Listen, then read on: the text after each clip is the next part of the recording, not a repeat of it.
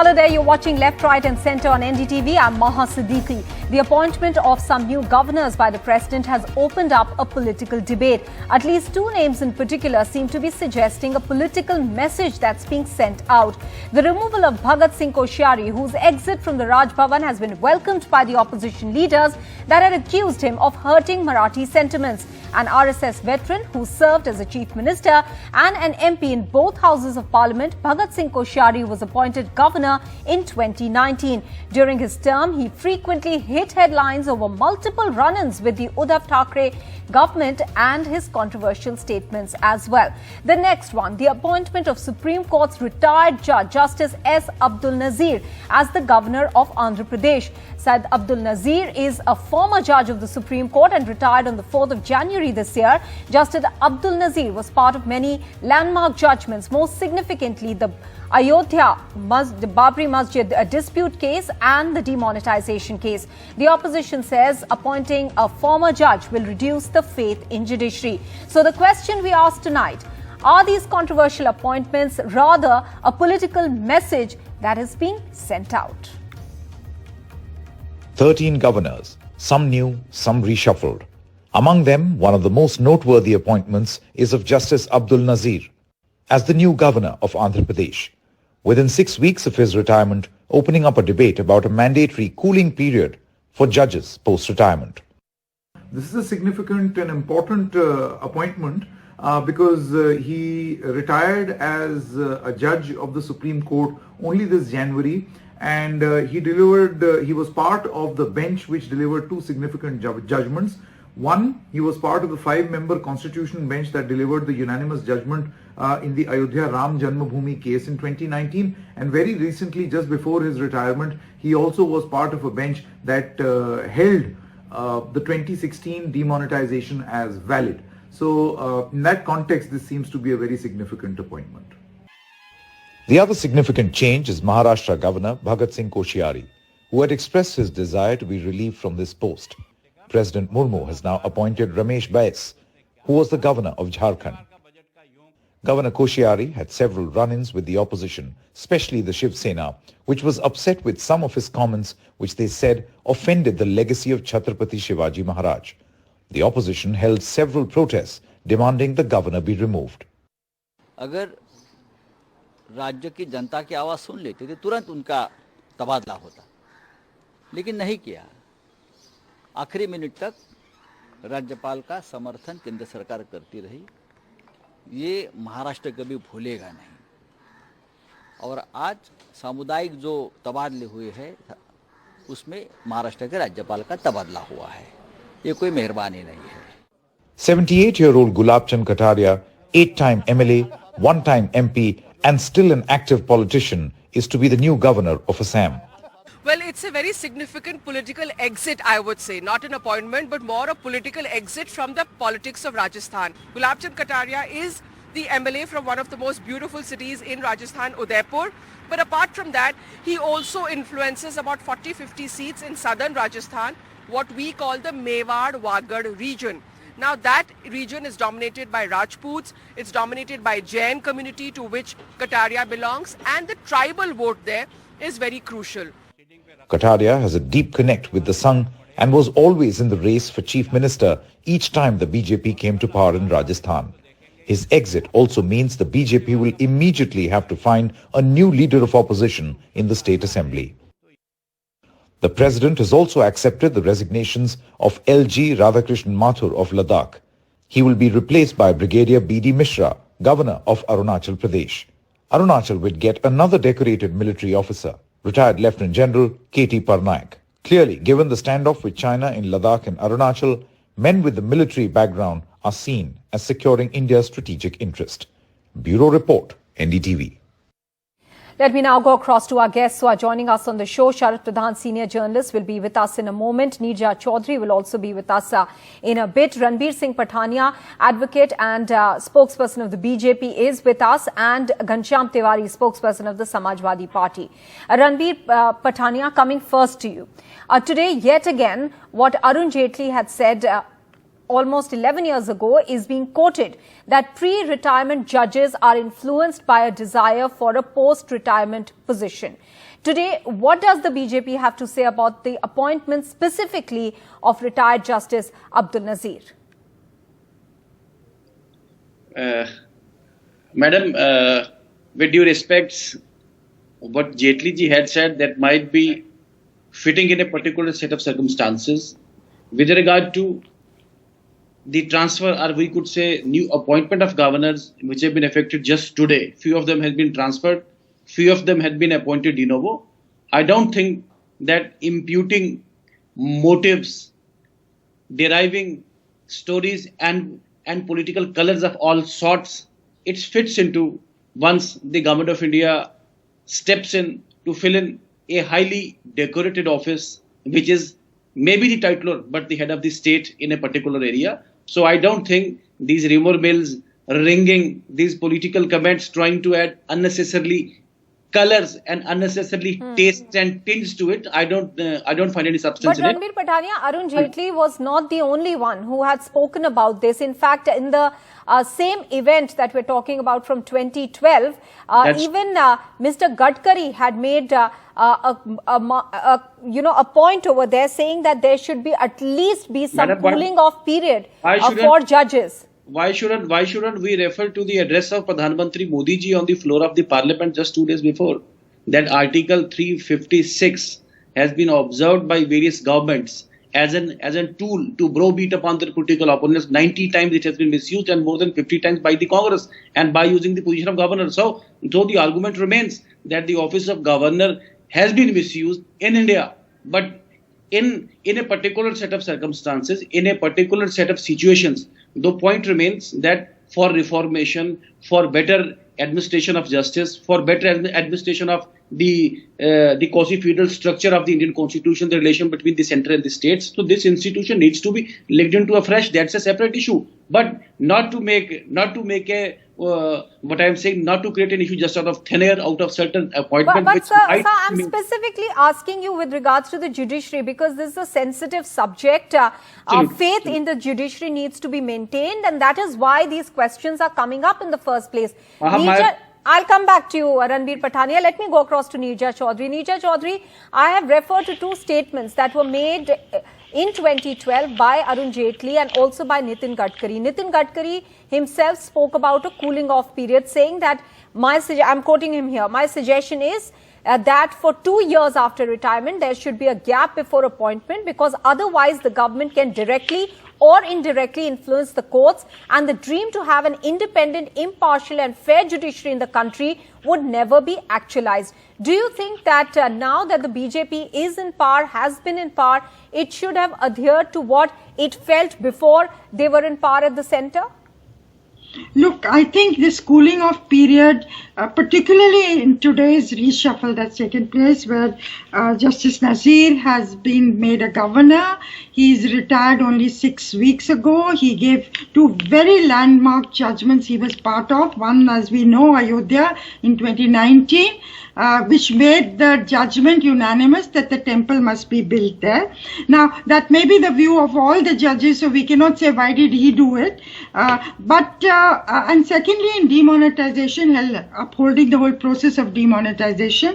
So, given the sensitivity of the subjects that the judiciary is increasingly having to deal with, I think this suggestion that Mr. Gadkari made so many years ago needs to be revisited and another look hard at it, because it's a very important issue now, particularly with the role of governors coming in for a lot of criticism. And the governors have become increasingly aggressive in recent years. So I think the role of the government, number one, and the cooling off period, number two, are those two issues that have to be looked at again.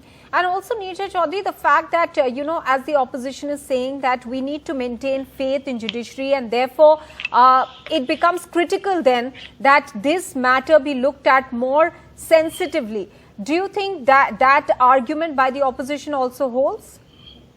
Look, I think overall, yes, I would say overall, this is a very sensitive area. In fact, not only, I would say judges, yes, even more than other people, but even bureaucrats who take very vital decisions on behalf of the government.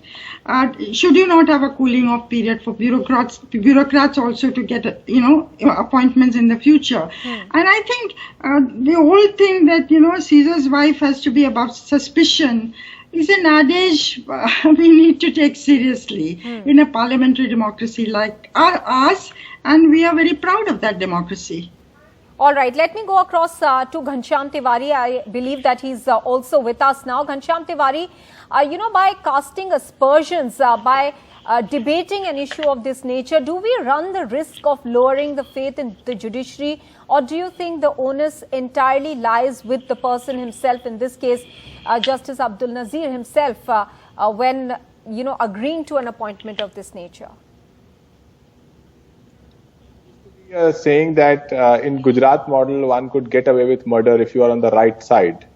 Today, you can get away with a judgment if you are on the right side. That is the kind of ideas that people will get if this government continues to assault judiciary in both ways. One, at one level, they fight the collegium system and wants to in a very disparaging and insulting way, take on the independence of judiciary. On the other, they want to communicate a continuous message, whether it is with Ranjan Gogoi or whether it is other appointments. They continue to communicate a message that every judgment can be linked to what happens to a positioning of a judge thereafter, after retirement.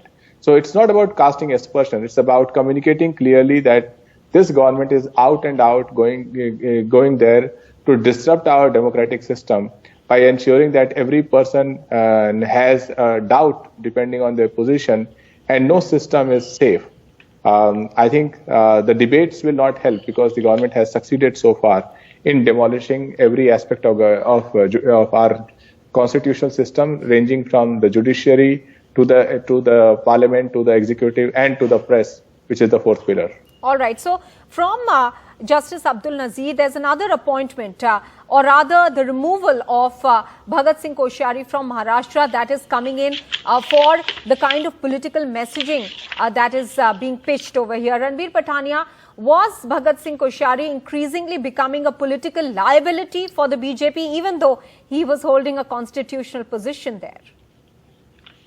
Madam, I am not privy, nor I am the spokesman of the Bharat Sarkar, nor I am privy to whatsoever the material was on record with the union government, which has seen the replacement of Bhagat Singh Koshiyari ji at Maharashtra. But what I personally know about him, that he is a wonderful man with a wonderful contribution to public life, to his party and to the nation as well. Certain, you see, what I was submitting to in the first leg of my argument, that the institution of governors has been brought into disrepute. We should accept it. But on certain cases, Pradhan Mantri ji also flagged the issue of the flow of the parliament also. But on the other side also, the governors have been unnecessarily browbeaten by the respective governments which belong to the other parties, just to heap criticism of the union government, just to derive political scores, just to make political issues. You see, Delhi Sarkar is a living example of it. On every day, we see that certain issues are invented, certain dramas are also enacted, certain self-inflicted and self-created scenes are also being created. So the point remains, there needs to be, we have seen the Sarkariya Commission recommendations, we have seen the other commissions also, the Chagla Commission recommendations also, they need to be taken on record, and whatsoever the cooling period of judges, we need to have a uniform stand on the matter issue. This is a sticky issue we need to discuss and debate. Okay. But the point remains, no politicking, only constructive reform. All right, there is no constitutional bar over appointment of former judges, but the question is about ethics, and I think that is why a lot of people want to debate this subject. But Ghanshyam Tiwari, I want to bring your attention back to Bhagat Singh Koshiyari. Was Bhagat Singh Koshiyari given some sort of a face saver by sending out a message that he met the Prime Minister last month and that he himself wanted to step down? Do you think that he became a liability for the BJP after his controversial statements in Maharashtra?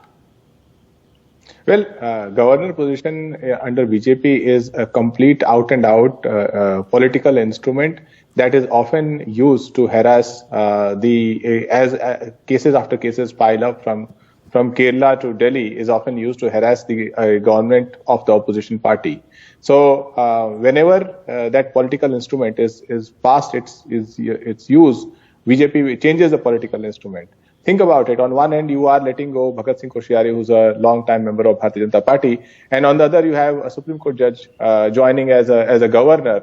And the backdrop is endless political games that you are going to play with opposition parties, be it what happened in West Bengal or Kerala or Tamil Nadu or Pondicherry or Delhi. So I think Bhagat Singh Koshiyari also has the brave and brazen record of giving oath to Mr. Fadnavis at 5:30 a.m. I believe, keeping all the norms of governor's position as well as constitutional mandate aside.